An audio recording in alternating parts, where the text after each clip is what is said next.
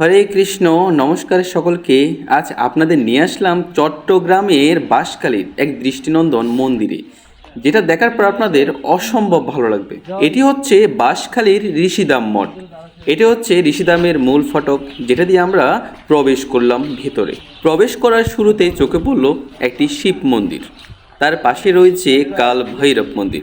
যদিও বা ভৈরব মন্দিরের দরজা বন্ধ ছিল, আমরা ভৈরব মন্দিরের ভিতরের দৃশ্য আপনাদের দেখাতে পারবো ভিডিওর শেষের দিকে। তখন মন্দিরের দরজাটি খোলা হয় এবং পুজোও চলে। সম্পূর্ণ ধামটি ছিল একটি গ্রামীণ পরিবেশের ভিতর। চতুর্দিকে গাছপালা, সবুজের সমারোহ যথেষ্ট ভালো লাগছিল। যদিও বা মন্দিরগুলো কিন্তু আলাদা আলাদা, একটা এই জায়গায় থাকলে আর একটা মনে করেন এক কদম হেঁটে যেতে হবে সামনে। এইভাবে যেটি মূল মন্দির সেটি ওই দেখা যাচ্ছে, একটু দেখতে পেলেন। এখন আমরা একেবারে মন্দিরের সামনে চলে আসলাম। এটা যদিও বা অনুষ্ঠানের সময় খোলা হয়, এই গেটটি একটা বড় গেট, প্রধান গেট। এর পাশে আর একটি ছোট গেট রয়েছে, যেটা দিয়ে আমরা প্রবেশ করতে পারবো। এটা মানে সবসময় খোলা থাকে আর কি। এটি হচ্ছে মন্দিরের দ্বিতীয় গেট, যেটা সবসময় খোলা থাকে, ছোটোখাটো। এরপর দেখুন, আমরা প্রবেশ করার পর মন্দিরটা দেখতে পেলাম। আমি একটু সামনে যাই, সামনে গেলে আপনারা আরও ভালোভাবে মন্দিরটি দর্শন করতে পারবেন। মানে এত অসাধারণ কারুকার্য হয়েছে মন্দিরে, এটা সামনে থেকে যদি না আসেন ভালো করে বুঝতে পারবেন না। আমি যতটুকু সম্ভব আপনাদের মোবাইলের মাধ্যমে দেখানোর চেষ্টা করব যে মন্দিরের উপরের দিকে যে গম্বুজগুলো তৈরি করা হয়েছে, এই গম্বুজগুলোতে এত অসাধারণ কারুকার্য হয়েছে, আপনার মনে হবে যে আপনি ভারতবর্ষের কোনো একটি মঠের সামনে দাঁড়িয়ে আছেন, বা আপনি ভারতবর্ষের কোনো একটা বড় তীর্থস্থানে এসে এই মন্দিরটি দর্শন করছেন। মন্দিরের সামনে একটি অসাধারণ কুণ্ড রয়েছে, হয়তোবা এটি মন্দিরের কাজে ব্যবহার করা হয়। চলুন তাহলে আপনাদের এবার মন্দিরের ভিতরের দৃশ্যটা দেখাই। ঢোকার সাথে সাথে যা দেখতে পেলাম, মন্দিরের দুপাশে গুরুদেবদের ছবি বসানো সিংহাসনের মধ্যে, খুব সুন্দরভাবে সাজানো গোছানো আছে, ফুল দিয়ে সাজিয়ে রেখেছে। তবে ভিতরের দৃশ্যটি মোবাইলে ভালোভাবে আসছিল না, কারণ দরজার সামনে লাগানো ছিল একটি গ্লাস। মন্দিরের ভেতর গুরুদেবদের ছবিগুলোকে খুব সুন্দরভাবে সাজিয়ে রেখেছেন এখানকার যারা রয়েছে, যারা কর্মরত রয়েছেন তারা। তবে এই মন্দিরের বারান্দাটা ছিল বিশাল, অনেক বড় সড়ো, যাতে মানে অনুষ্ঠান হলে অনেক মানুষ একসাথে এই স্থানে বসতে পারেন। ক্যামেরা ছিল, তারপর এসি লাগানো ছিল।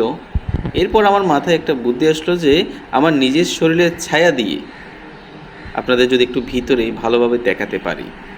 দেখলাম বুদ্ধিটা কাজে লাগলো। এখন মোটামুটি দেখতে পাচ্ছেন।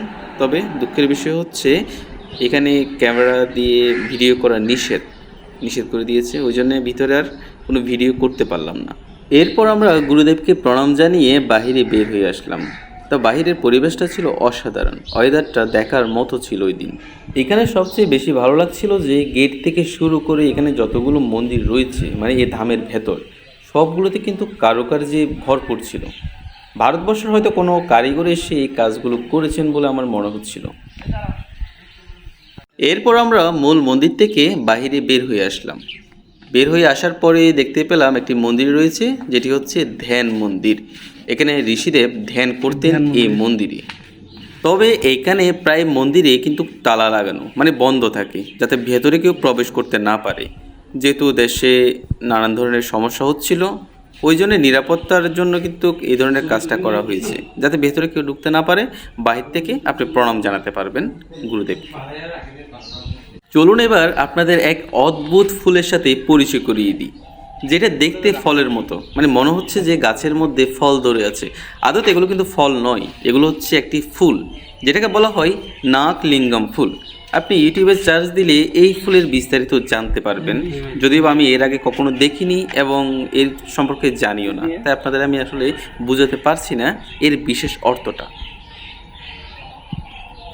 এর পাশে রয়েছে একটি বিশাল ফুল বাগান, অনেক ধরনের ফুল এর ভিতরে রয়েছে। গেট ছিল যাতে ভেতরে কেউ ঢুকতে না পারে। ফুল বাগানের ঠিক পাশে রয়েছে গুরুদেবের সমাধি মন্দির। এখানে গুরুদেবকে সমাধিস্থ করা হয়েছে। আমরা যেদিন গিয়েছিলাম ঋষিধামে, তার ঠিক কিছুদিন আগেই গুরুদেব দেহত্যাগ করেছিলেন।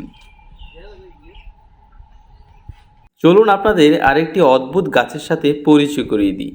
এটি দেখতে যদিও বা মেহগনি গাছের মতোই না, এটা মেহগনি গাছ, তবে এর পাতার বিশেষত্ব আলাদা। এটা যখন হাতে নিয়ে কিছুক্ষণ কষলালাম, এরপর যখন নাকের সামনে নিয়ে গেলাম, মনে হচ্ছিল যে আমি শরবতী লেবু হাতে নিয়ে কষলালাম, কষলিয়ে নাকের সামনে নিয়ে আসলাম। মানে পুরোটা হচ্ছে আপনার লেবুর ঘ্রাণ। ঋষিধামের ভেতর অনেক ধরনের গাছ আছে এবং কি অনেক পুরাতন গাছ রয়েছে, যেগুলোর বয়স হয়তো বা শত বছরও পার হয়েছে। এই ধরনের গাছও আপনারা দেখতে পাবেন এই ঋষিধামে।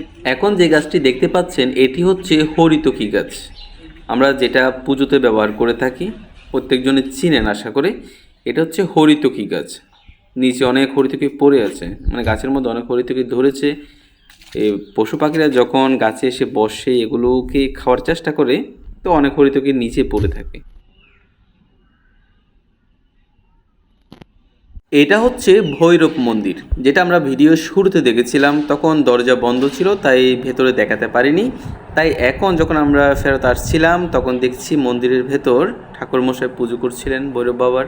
এই দিনটি ছিল আসলে অসাধারণ, যে একসাথে এত কিছু দেখতে পারবো আর আপনাদেরও দেখাতে পারবো। এটা আসলে ভাগ্যের ব্যাপার, যে আমি নিজেও দেখলাম এবং কি সাথে আপনাদেরও দেখাতে পারলাম এত সুন্দর একটা জায়গা। তবে আপনাদের কেমন লাগলো এই ধামটি আমি জানি না, অবশ্যই কমেন্টে জানাবেন। আর ভালো লেগে থাকলে অবশ্যই ভিডিওটি শেয়ার করে দিবেন।